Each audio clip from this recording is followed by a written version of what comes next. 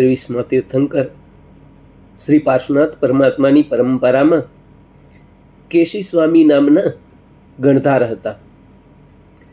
તેઓ અવધિજ્ઞાની હતા. ચારિત્રવંત, ક્ષમાવંત અને મહાતપસ્વી હતા. તેમને અનેક શિષ્યો હતા. એકવાર તેઓ વિહાર કરતા કરતા શ્રાવસ્તી નગરીમાં તિંદુક નામના ઉદ્યાનમાં પધાર્યા. એ જ સમયકાળમાં પરમાત્મા શ્રી મહાવીરના પ્રથમ ગણધર શ્રી ઇન્દ્રભૂતિ ગૌતમ સ્વામી પણ તે જ શ્રાવસ્તી નગરીના કોષ્ટક નામે ઉદ્યાનમાં અનેક શિષ્યો સહિત પધાર્યા.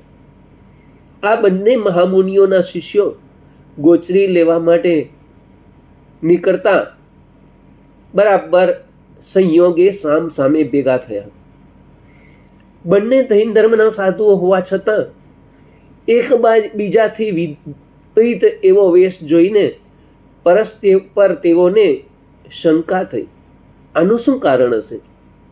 બંને શિષ્ય સમુદાયોએ પોતપોતાના ગુરુને આ વાત કરી.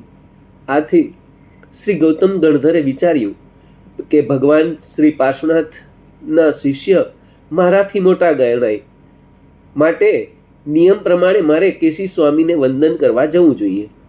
આમ વિચારીને શ્રી ગૌતમ સ્વામી તિંદુક વનમાં શ્રી કેશી સ્વામી ગણધર પાસે આવ્યા. તેમને ભાવપૂર્વક વંદન કર્યું અને કેશી સ્વામીએ પણ તેમનો યોગ્ય સત્કાર કરી યોગ્ય આસને બેસાડ્યા. અન્ય ધર્મ અવલંબીઓ પણ આ કૌતુક જોવા માટે ઉદ્યાનમાં પધાર્યા. જૈન ધર્મીઓ પણ એકબીજાની ચર્ચા સાંભળવાની ઉત્સુકતાથી ત્યાં પધાર્યા. દેવલોકના દેવતાઓ પણ ત્યાં પહોંચ્યા. પરસ્પર વાર્તાલાપ થયો. તેમાં પ્રથમ શ્રી કેશી ગણધરે શ્રી ગૌતમ સ્વામીને પૂછ્યું, હે બુદ્ધિમાન, પાર્શ્વનાથ પ્રભુએ 4 મહાવ્રત રૂપી ધર્મ કર્યો અને મહાવીર પ્રભુએ 5 મહાવ્રત રૂપી ધર્મ કર્યો. તો આ તફાવતનું કારણ શું?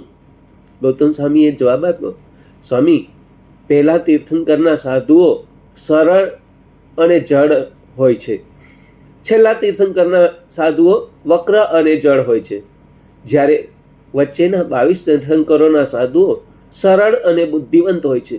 તેથી પ્રભુએ 2 પ્રકારનો ધર્મ કર્યો છે. અર્થાત પહેલા તીર્થંકરના સાધુઓ તરત ધર્મ સમજી શકતા નથી, પણ સમજ્યા પછી તેઓ સારી રીતે આરાધન કરે છે.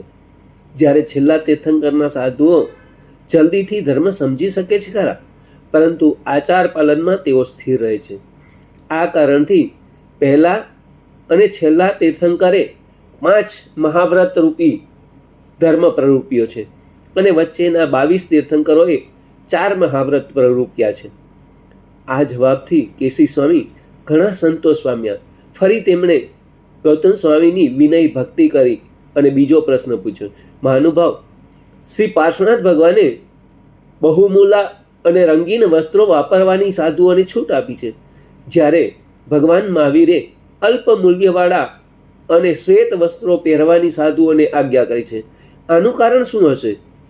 ગૌતમ સ્વામીએ જવાબ આપ્યો, પહેલા તીર્થંકરના સાધુઓ સરળ અને જડ હોય છે, જ્યારે છેલ્લા વક્ર અને જોડ હોવાથી તેમને વસ્ત્ર ઉપર મોહભાવ થાય એ સ્વાભાવિક છે. જ્યારે 22 તીર્થંકરોના સાધુઓ મોહમાં આસક્ત બને નહીં એવા હોવાથી તેમને રંગીન અને મૂલ્યવાન વસ્ત્રો પણ વાપરવાની છૂટ આપી છે. સાધુ આચારથી ભ્રષ્ટ થતો હોય તો તે વખતે પોતાના વેશ પરથી પણ શરમાય કે હું જૈન સાધુ છું, મારાથી દુષ્કર્મ ના સેવાય. આવા પ્રકારના આચાર અને વેશના પ્રશ્નો ઉપરાંત બીજા ઘણા પ્રશ્નો કેશી સ્વામીએ પૂછ્યા અને ગૌતમે તેના સંતોષકારક ખુલાસાઓ કર્યા. ભેગા થયેલા સર્વ લોકો આ વાર્તાલાપ સાંભળી આનંદ પામ્યા. ત્યારબાદ કેશી ગણધરે ગૌતમ ગણધર પાસે 4 મહાવ્રતોને બદલે 5 મહાવ્રતનો સ્વીકાર કર્યો. બંને ગણધર પોતપોતાના શિષ્ય મંડળ સાથે અન્ય વિહાર કરી ગયા.